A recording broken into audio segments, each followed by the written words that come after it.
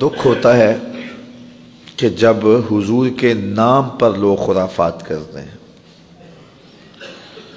میلاد کے نام پہ اب لوگ بھنگڑے ڈال رہے ہیں، ڈھول ڈمکے کر رہے ہیں، باجے گاجے سے جلوس نکال رہے ہیں.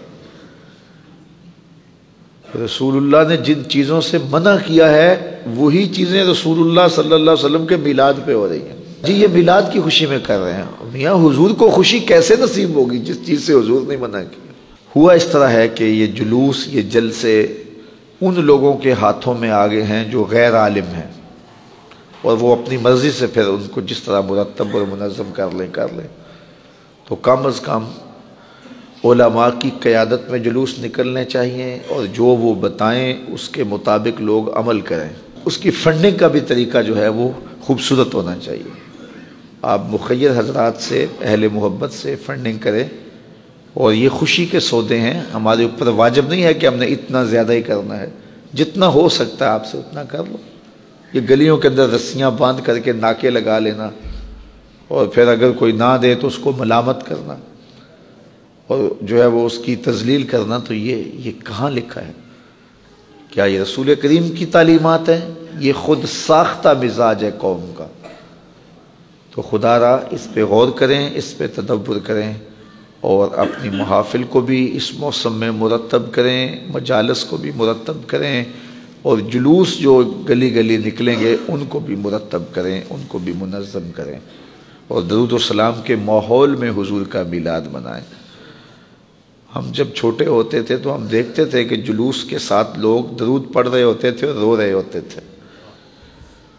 اب جو ہے وہ مزاج لوگوں کا آہستہ آہستہ بدل رہا ہے، مرور زمانہ کے ساتھ بہت کچھ بدل گیا ہے. تو کم از کم یہ روحانی اجتماعات، ان کو تو اپنی اصلی روح کے ساتھ منعقد ہونا چاہیے. میلاد کے موسم میں کوشش کریں کہ ہماری ہمسائیگی میں، ہمارے رشتہ داروں میں کوئی بے نماز نہ رہے، تاکہ جو ہے وہ حضور کے میلاد کے صدقے حضور جو تحفہ لے کر آئے ہیں وہ تحفہ آپ لوگوں تک پہنچائیں. میں ایک بات کہا کرتا ہوں، یہ جو میلاد عربی زبان کا لفظ ہے نا، اس کو انگلش میں کیا کہتے ہیں؟ Birth day. اردو میں یوم پیدائش کہہ لیتے ہیں اور انگلش میں برتھ ڈے کہتے ہیں. تو کسی کی برتھ ڈے پہ جب آپ جاتے ہیں تو تحفہ لے کے جاتے ہیں یا خالی ہاتھ ہی جاتے ہیں؟ ہمیشہ تحفہ ہی لے کے جاتے ہیں نا. اور تحفہ کون سا لے کے جاتے ہیں؟ جس سے وہ خوش ہو. بچہ ہو تو کھلونے لے جاتے ہیں، بڑا ہو تو کتابیں لے جاتے ہیں، مٹھائی لے جاتے ہیں، پھول لے جاتے ہیں. کبھی ایسا تو نہیں ہوا کہ کوئی 80 سال کے بابے کی سالگرہ ہو رہا آپ کھلونے لے کے جا رہے ہیں؟ ہم کہتے ہیں اس کے مزاج کے مطابق تحفہ لے کے جاتے ہیں. تو کسی کی برتھ ڈے پہ جب آپ جاتے ہو تو تحفہ وہ لے کے جاتے ہو جس سے وہ خوش ہو. تو حضور کے میلاد پہ آئے ہو تو پھر کوئی حضور کو بھی تحفہ پیش کرو، اور تحفہ وہ پیش کرو جس سے حضور خوش ہو. اب حضور کس سے خوش ہوں گے؟ تو حضور سے پوچھ لیجئے گا. پھر حضور فرماتے ہیں وَجُعِلَتْ قُرَّةُ عَيْنِي فِي الصَّلَاةِ، میری آنکھوں کی ٹھنڈک نماز میں رکھی گئی. اگر محفل میلاد میں ہم عزم کر لیں کہ ہم نماز نہیں چھوڑیں گے، 5 گانا نماز شعار زندگی بنائیں گے، اپنے رشتہ داروں میں، اعزاء و اقربا میں، اہل خانہ میں اس زور سے تبلیغ کریں گے کہ وہ نماز کے خوگر بن جائیں گے، تو آمنہ کے لال کتنے راضی ہوں گے. تو یہ تحفے پیش کرو حضور کی بارگاہ میں. دوسری بات یہ بھی عرض کرنا چاہوں گا کہ میلاد کا موسم ہو اور ہمارے گھر کی چھت پر چراغاں ہوا ہو، لیکن ہماری گلی کے اندر لوگ بھوکے سو رہے ہوں، تو کیا آمنہ کا لال راضی ہوگا؟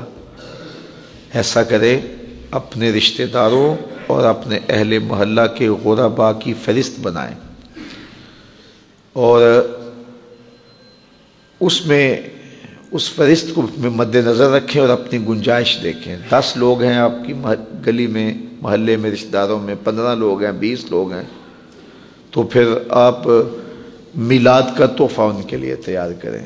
ان کی ضرورت کے مطابق دالیں لے لیں، آٹا لے لیں، چاول لے لیں، اور کچھ چیزیں لے لیں، بچوں کی چوڑیاں لے لیں، کپڑے لے لیں، اور اس شاپر میں ڈالیں، اور ساتھ عید میلاد النبی مبارک لکھیں، اور رات کی تاریکی میں ان کے گھر دے آئیں.